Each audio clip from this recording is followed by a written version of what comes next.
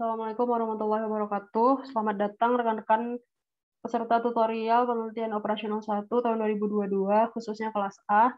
Pada kesempatan ini kita akan coba membahas soal ujian tengah semester OR1 tahun 2021 dengan dosen pengampu Bapak Iri Wirdianto, MSc. Akan ada 3 soal yang kita bahas, yaitu metode BKM atau dua fasa, formulasi program linear, serta solusi grafis. Langsung saja untuk soal pertama, berikut adalah soalnya, di mana sudah diketahui hasil formulasi linear programming sebagai berikut. Lalu kita diminta untuk menentukan bentuk standar, bentuk kanonik, penyelesaian persoalan dengan metode simplex, BKM atau dua fasa, serta menentukan jenis solusi dari persoalan yang telah ada.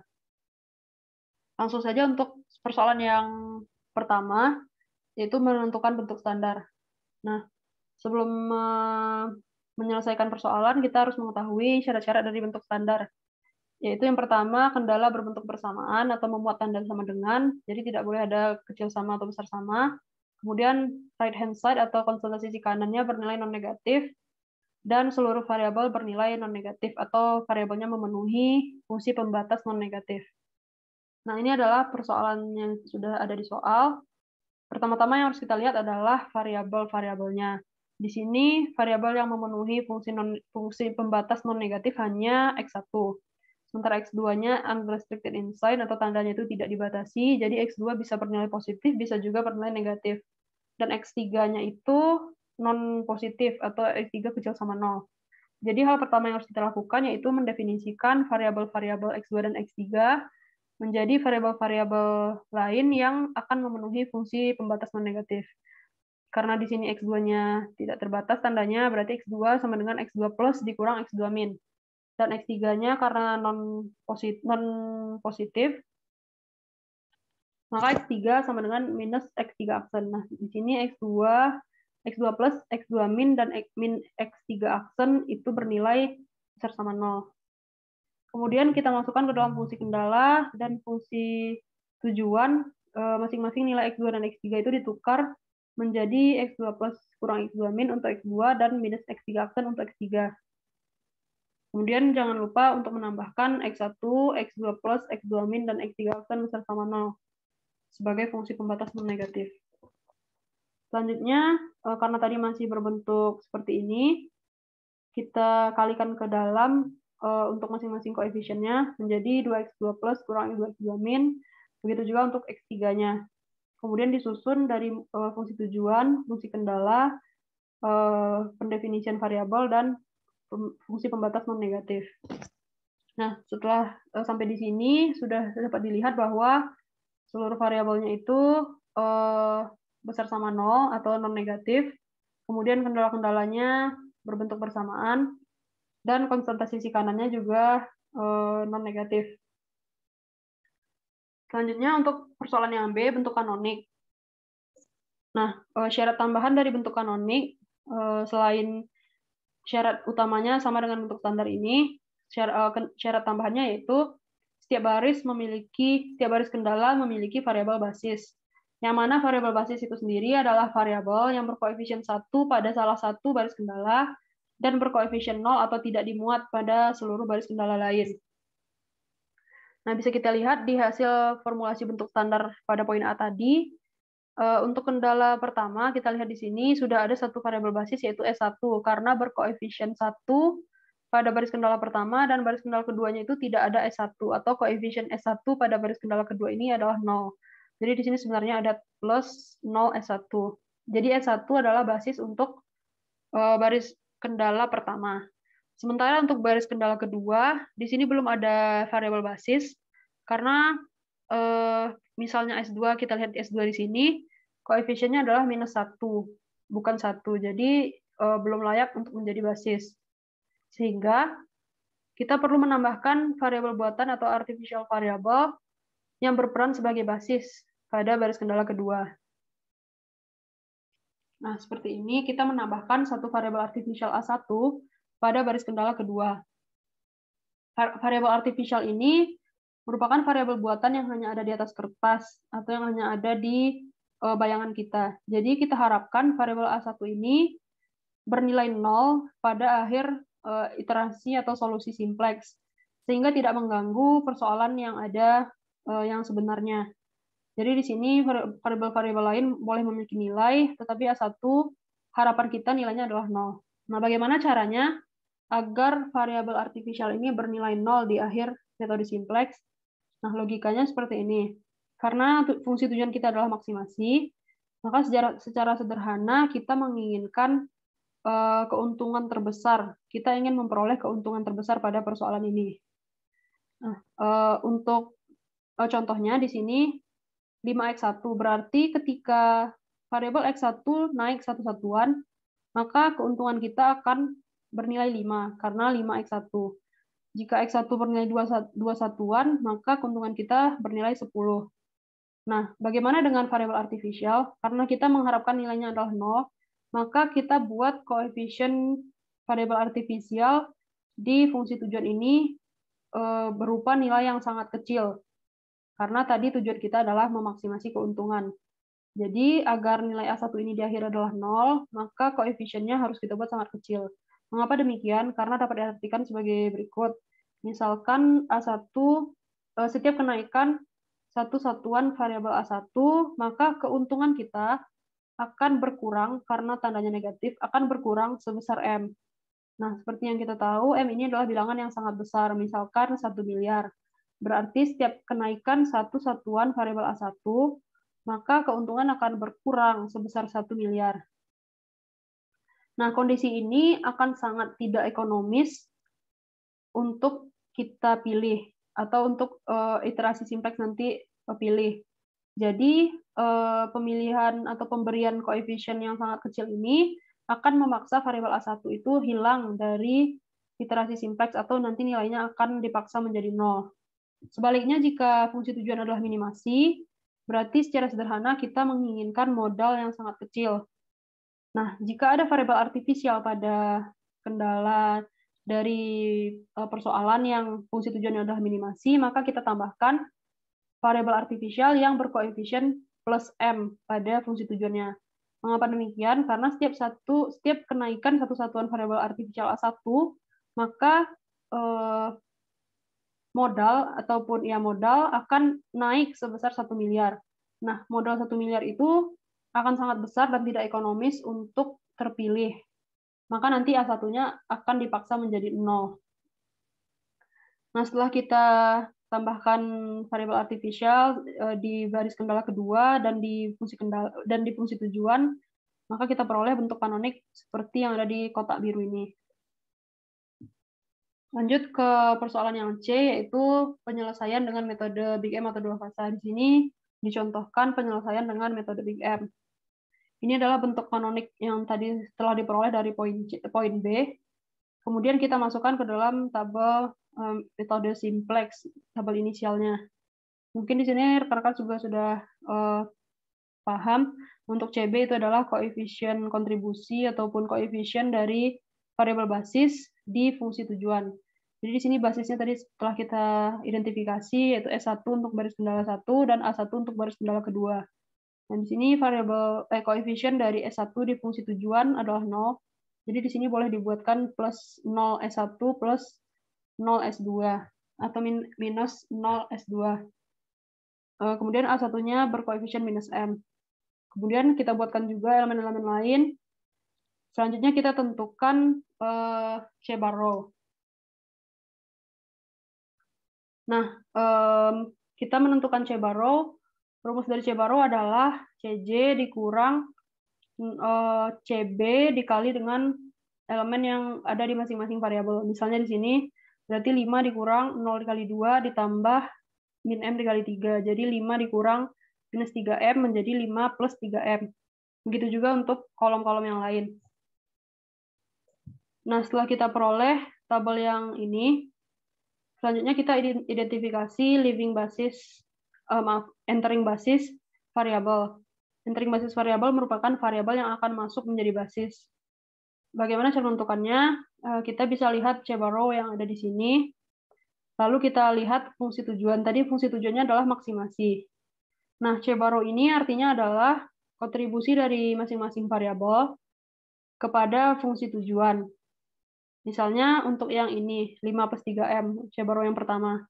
5 plus 3M ini artinya setiap kenaikan satu satuan variabel X1 akan memberikan keuntungan sebesar 5 plus 3M kepada fungsi tujuannya. Jadi, anggaplah M-nya itu 1 miliar, berarti setiap kenaikan satu variabel X1, maka keuntungan kita akan bertambah 3 miliar plus 5. Itu adalah angka yang sangat besar.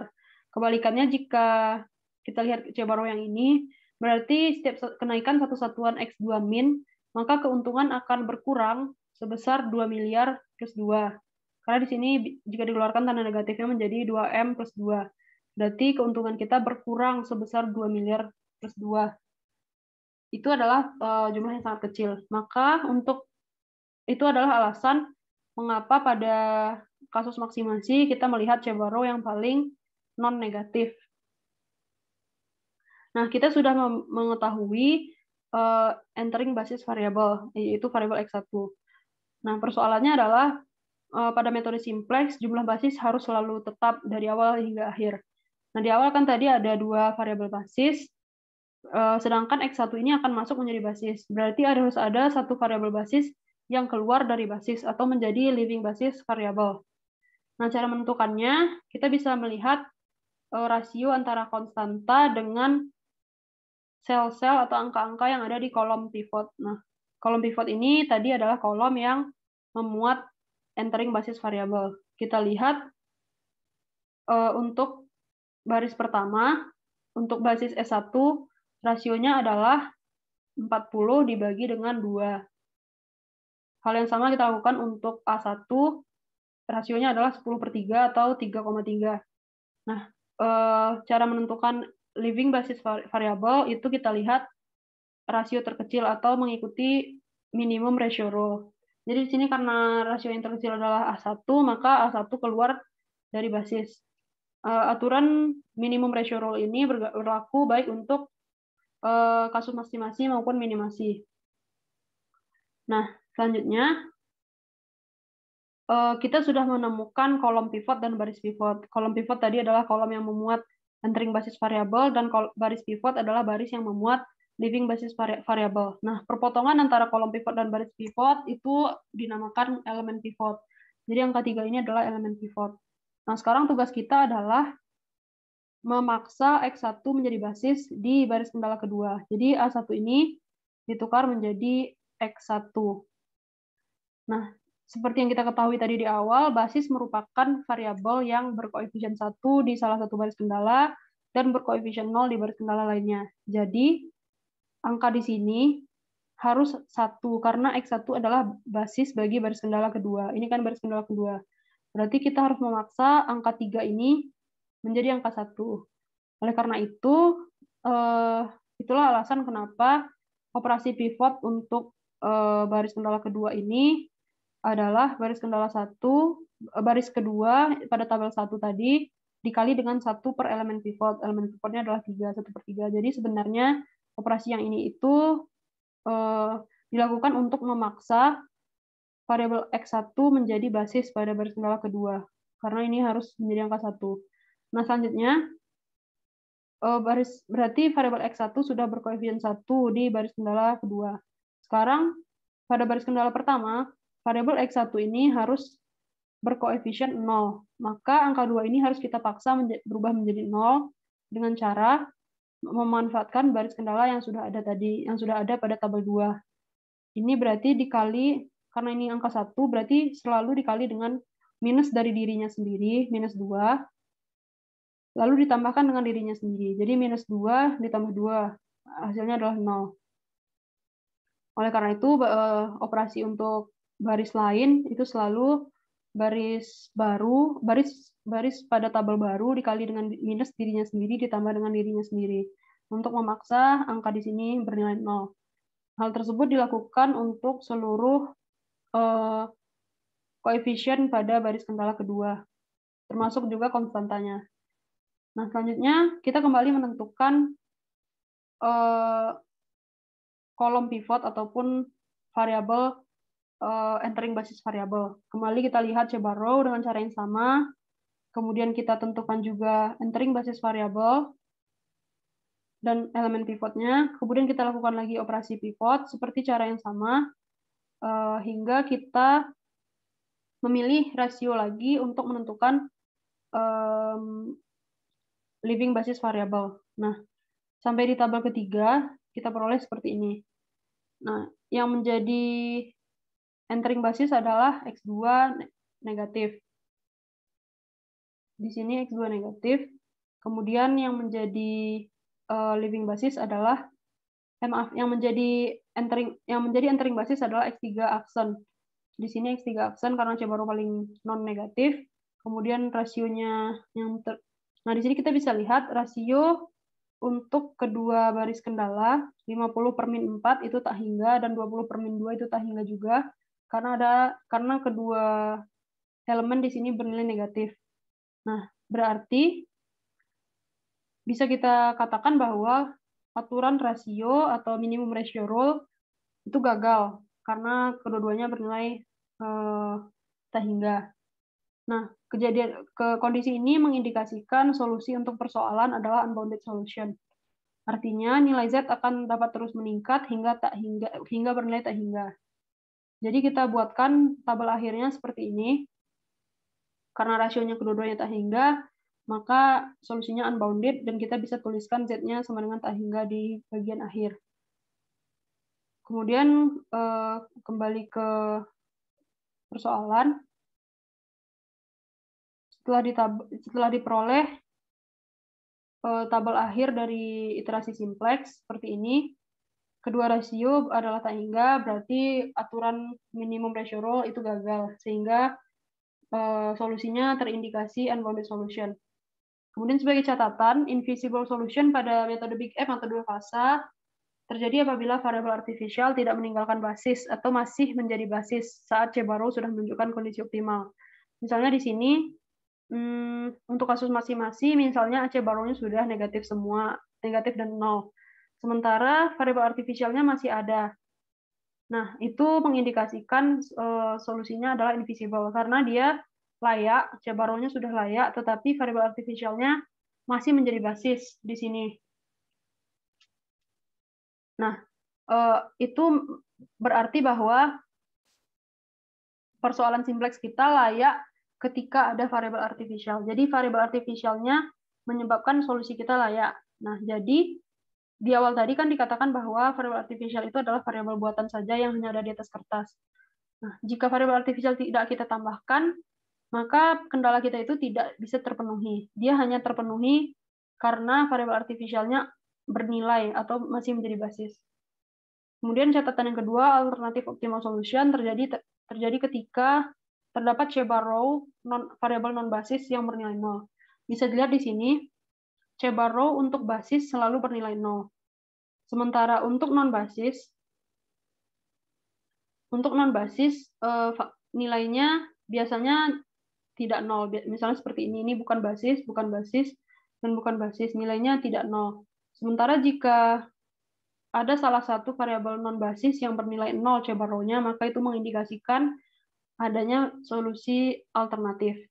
Kemudian lawannya, unique optimal solution, terjadi apabila variabel non-basis memiliki nilai C-Barrow yang positif saja atau negatif saja. Misalnya seperti ini, semuanya sudah negatif kecuali basis, berarti dia unique optimal solution. Lanjut ke soal yang kedua.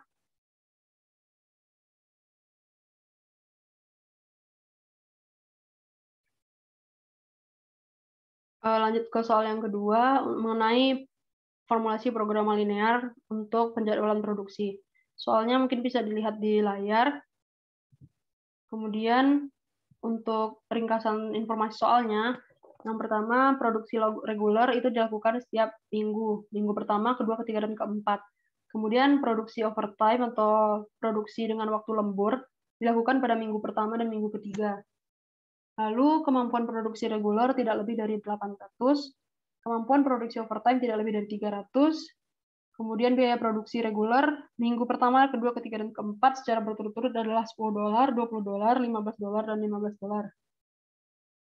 Kemudian jumlah permintaan atau demand mingguan untuk minggu 1, 2, 3, dan 4 Masing-masing adalah 400, 800, 100, dan 800. Maaf, ini 1000. Kemudian biaya overtime minggu pertama dan minggu ketiga itu sama, sebesar plus 5 dari biaya produksi reguler. Jadi biaya overtime minggu pertama itu, karena biaya regulernya adalah 10, berarti biaya overtime adalah 15, 10 tambah 5. Kemudian untuk minggu 3 adalah 15 tambah 5, sama dengan 20. Kemudian biaya simpan atau inventory cost sebesar $3 per item per minggu. Nah, pertama-tama yang kita lakukan dalam formulasi adalah menentukan variabel keputusan atau decision variable. Di sini yang menjadi variabel keputusan adalah jumlah produksi secara reguler pada minggu pertama, kemudian produksi reguler pada minggu kedua sampai minggu keempat. Karena produksi reguler dilakukan setiap minggu. Kemudian kita juga akan menentukan jumlah produksi overtime minggu pertama dan ketiga, karena overtime atau lembur itu hanya dilakukan pada minggu pertama dan ketiga. Jadi X1R, X2R, X3R, dan X4R masing-masing adalah jumlah produksi reguler pada minggu pertama, kedua, ketiga, dan keempat. Kemudian X1O dan X3O adalah jumlah produksi overtime minggu pertama dan minggu ketiga. Nah, setelah kita temukan variabel keputusan, kita tentukan tujuan kita. Tujuan kita di sini adalah meminimumkan total biaya sebagaimana yang diminta pada soal. Nah, biaya di sini adalah biaya produksi ditambah dengan biaya simpan. Yang mana biaya produksi kita jabarkan lagi menjadi biaya produksi reguler ditambah biaya produksi overtime atau biaya produksi lembur. Dan biaya simpan adalah biaya simpan. Kemudian kita bisa menjabarkan biaya produksi reguler. Karena tadi biaya produksi reguler untuk minggu pertama adalah 10, minggu kedua 20, minggu ketiga 15, dan minggu keempat juga 15, maka masing-masing biaya itu dikalikan dengan banyaknya jumlah produksi pada masing-masing minggu. Seperti yang terlihat pada layar. Kemudian biaya produksi overtime juga kita lakukan. Minggu pertama itu 10 tambah 5 jadi 15, minggu ketiga itu 15 tambah 5 jadi 20. Dikalikan juga dengan jumlah produksi overtime dari masing-masing minggu. Kemudian biaya yang selanjutnya adalah biaya simpan atau inventory cost. Biaya simpan ini berarti kan jumlah produk yang disimpan dikali dengan biaya simpan per produk per minggu. Nah, jumlah produk disimpan di sini artinya produk itu kita simpan ketika produk itu bersisa. Nah, sisa produk itu diperoleh dari total produksi dikurang demand. Misalkan kita memproduksi 200, sedangkan demand hanya 100. Berarti produk kita bersisa 100, dan 100 produk itu disimpan dan dikenakan biaya simpan. Nah, total produksi itu kita artikan juga sebagai jumlah produksi reguler ditambah jumlah produksi overtime. Jadi produk itu bersisa, misalnya kita produksi reguler 200, produksi overtime 300, jadi 500 kita memproduksi. Sedangkan demand hanya 200, berarti sisa produk kita adalah 500 dikurang 200 sama dengan 300. Kemudian kita jabarkan untuk masing-masing minggunya, jumlah produk sisa minggu pertama atau jumlah produk yang disimpan sebagai sisa dari minggu pertama adalah total produksi minggu pertama, X1R ditambah X1O dikurang dengan demand dari minggu pertama yaitu 400. Jadi produk yang disimpan atau produk yang bersisa dari minggu pertama adalah X1R tambah X1O dikurang 400. Nah, begitu juga untuk minggu kedua dan minggu ketiga. Namun di sini ada yang berbeda.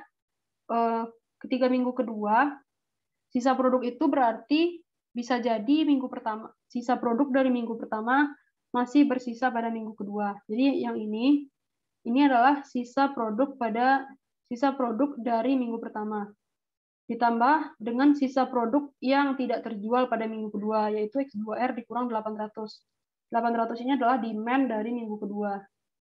Kemudian untuk minggu ketiga juga sama, ini adalah sisa produk yang masih bersisa dari minggu pertama, kemudian ini adalah sisa produk yang masih bersisa dari minggu kedua, dan ini adalah sisa produk yang masih bersisa pada minggu ketiga. Kemudian berarti kita bisa menghitung total biaya simpan.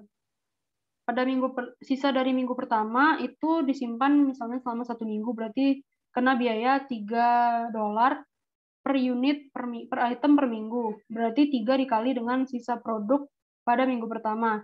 Kemudian Apabila sisa produk dari minggu pertama ini masih disimpan pada minggu kedua, maka biayanya menjadi $6 karena sudah disimpan selama 2 minggu. Jadi ini untuk minggu kedua, itu diperoleh dengan 6 kali dari jumlah produk yang disimpan sejak minggu pertama, ditambah dengan 3 kali dari jumlah produk yang disimpan dari minggu kedua saja, sampai minggu ketiga. Kemudian ini biaya simpan dari minggu ketiga yang disimpan pada minggu keempat. Pada minggu keempat berarti sisa produk minggu 1 sudah disimpan selama 3 minggu. Makanya 9. 9 ini diperoleh dari 3 dikali 3 minggu. Kemudian sisa produk minggu 2 disimpan selama 2 minggu. Jadi 3 dikali 2. Kemudian sisa produk minggu ketiga biayanya masih biaya 1 minggu jadi $3. Ini adalah biaya untuk yang biaya simpan pada minggu keempat. Tapi yang produk yang disimpan itu adalah produk minggu 1, minggu 2, dan minggu 3. Nah, ini biaya simpan pada minggu ketiga. Yang disimpan adalah produk minggu 1 dan minggu 2. Dan ini adalah biaya simpan biaya simpan pada minggu pertama. Produk yang disimpan adalah produk minggu 1 saja. Nah, setelah itu kita jumlahkan keseluruhan biayanya. Bisa disederhanakan menjadi seperti ini. Karena tadi kita menghitung biaya itu untuk menentukan fungsi tujuan. Jadi objective function kita minimize Z sama dengan seperti yang ada di layar ini. Ini adalah penyederhanaan dari bentuk matematis yang tadi saja. Kemudian selanjutnya kita menentukan fungsi kendala. Nah, fungsi kendala di sini yang pertama itu jumlah barang tersedia harus lebih besar atau sama dengan demand. Artinya jumlah barang yang kita produksi atau jumlah barang yang kita punya harus setidaknya sama dengan demand untuk memenuhi permintaan pelanggan, atau boleh juga lebih besar daripada demand. Nah, pada minggu pertama, kita hanya melakukan produksi, belum ada barang simpan atau belum ada barang sisa dari minggu sebelumnya. Jadi, X1R ditambah X1O harus besar sama dari demand-nya, yaitu 400. Untuk minggu kedua, kita melakukan produksi X2R, tapi kita juga bisa jadi memperoleh barang tambahan dari sisa produksi minggu pertama. Jadi yang ini, X1R tambah X1O dikurang 400, ini adalah sisa produksi minggu pertama. Misalnya kita memproduksi X1R tambah X1O pada minggu pertama, lalu yang terjual hanya 400, berarti kita punya sisa X1R tambah X1O dikurang 400. Ditambah dengan produksi pada minggu kedua, itu harus besar sama dengan 800. 800 ini adalah demand pada minggu kedua, atau bisa disederhanakan menjadi bentuk yang di sebelah kanan. Untuk minggu ketiga masih sama, dan minggu keempat, minggu ketiga ini adalah produksi kita pada minggu ketiga, X3R tambah X3O, kemudian ini adalah sisa produksi pada minggu kedua, dan ini adalah sisa produksi pada minggu pertama jika masih ada. Dan disederhanakan lagi menjadi seperti ini, minggu keempat juga sama, ini adalah produksi minggu keempat, ini sisa minggu ketiga, ini sisa minggu kedua, dan ini sisa minggu pertama. Disederhanakan lagi menjadi seperti ini. Nah, yang terakhir, karena tadi dikatakan kapasitas reguler itu hanya 800, berarti masing-masing jumlah produksi reguler itu kecil sama 800. Kemudian kapasitas produksi lembur atau overtime itu hanya 300, berarti X1O dan X3O kecil sama 300. Dan masing-masing jumlah produksi, baik itu reguler maupun overtime untuk setiap minggu harus besar sama dengan 0, sebagai fungsi pembatas non-negatif. Nah, ini adalah kesimpulan dari jawaban soal nomor 2. Yang pertama itu variabel keputusan, X1R, X2R, X3R, X4R, dan X1O dan X3O. Kemudian ini adalah fungsi tujuannya, dan ini adalah fungsi kendalanya. Lanjut ke soal terakhir mengenai solusi grafis. Berikut adalah soalnya, sudah diketahui hasil formulasi, dan diminta solusi dari program linear dengan metode grafis, serta jenis solusinya. Langsung saja ke soal yang pertama untuk menentukan solusinya. Ini adalah soal yang tadi. Kemudian kita tentukan untuk fungsi kendala pertama, kita tentukan titik-titik koordinat untuk dibuatkan ke dalam bentuk grafis. Jadi fungsi kendala pertama, X1 tambah X2, 2X2, itu kita buat dalam bentuk persamaan untuk memudahkan kita mencari titiknya. Dengan 10, ketika X1 0, berarti X2 adalah 10/2 sama dengan 5. Berarti titiknya adalah 0,5. Kemudian kita cari kebalikannya, jika X2 0, maka X1 adalah 10, berarti titiknya adalah 10,0. kita lakukan pada fungsi kendala kedua, ketiga, dan keempat. Karena di sini adalah 4 fungsi kendala. Sudah kita peroleh titik-titik koordinat untuk masing-masing fungsi kendala. Kita bisa lanjutkan ke bentuk koordinat kartesiusnya seperti ini. Karena tadi ada 4 buah garis. Yang pertama itu inilah untuk fungsi kendala pertama yang warna biru, warna merah untuk fungsi kendala kedua, warna kuning untuk fungsi kendala ketiga, dan warna hijau untuk fungsi kendala keempat. Selanjutnya kita lakukan pengarsiran dari masing-masing fungsi kendala. Untuk fungsi kendala pertama, karena tandanya adalah besar sama, kita cobakan titik 0,0, berarti 0 ditambah 0, besar sama 10, itu tidak memenuhi. Berarti kebalikannya, daerah yang tidak memuat 0,0 adalah daerah layak. Jadi di sini yang diarti adalah yang daerah layak, atau daerah yang memenuhi fungsi kendala. Kemudian kita lakukan untuk fungsi kendala kedua masih sama caranya, kemudian fungsi kendala ketiga dan fungsi kendala keempat. Sehingga diperoleh daerah visible region atau daerah solusi layak, itu berada pada daerah yang paling banyak memiliki arsiran, atau yang daerah yang memenuhi seluruh fungsi kendala. Jadi arti dari daerah layak atau visible region adalah daerah yang memenuhi seluruh fungsi kendala. Nah, untuk memudahkan, ini adalah visible region-nya yang warna biru. Kemudian kita lakukan uji titik kritis dari semua titik kritis yang ada di daerah layak. Ada 4 titik A, B, C, D, E. Kita identifikasi titik-titiknya. Untuk titik C ini diperoleh dari perpotongan antara garis merah dan garis kuning. Berarti kita masukkan nilai X1 sama dengan 10 ke dalam persamaan yang ini. Sehingga 3X2 sama dengan 20. Jadi X2 adalah 20/3. Hal yang sama kita lakukan untuk yang titik D. Perpotongan antara garis merah dan hijau, berarti kita masukkan nilai X2 sama dengan 15. Berarti 4X1 sama dengan 15, X1 sama dengan 15/4. Kemudian kita masukkan nilai titik-titik ini ke dalam fungsi tujuannya. Misalnya di sini Z sama dengan 8, tadi kan fungsi tujuannya Z sama dengan 8X1 tambah 6X2. Nanti kita masukkan ke masing-masing titik, diperoleh nilai optimal atau nilai maksimumnya adalah di titik C dan titik D, karena sama-sama 120 untuk nilai Z-nya. Nah, karena ada 2 nilai Z yang sama besar untuk nilai yang paling besar, maka jenis solusinya adalah alternatif optimal solution. Karena terdapat 2 titik yang menghasilkan nilai optimal Z sama besar, yaitu pada titik C dan D dengan nilai maksimum Z sama dengan 120. Jadi solusi optimalnya adalah X1 sama dengan 10, X2 sama dengan 20/3, dengan solusi alternatif X1 sama dengan 15/4 dan X2 sama dengan 15. Baiklah, mungkin sekian untuk pembahasan soal ujian tengah semester OR1 tahun 2021. Semoga bermanfaat dan bisa membantu rekan-rekan dalam memahami atau mempersiapkan diri menuju ujian tengah semester. Semoga mendapatkan hasil yang terbaik. Mohon maaf apabila ada kesalahan atau kekurangan dalam penyampaian tutorial kali ini. Ditutup saja. Assalamualaikum warahmatullahi wabarakatuh.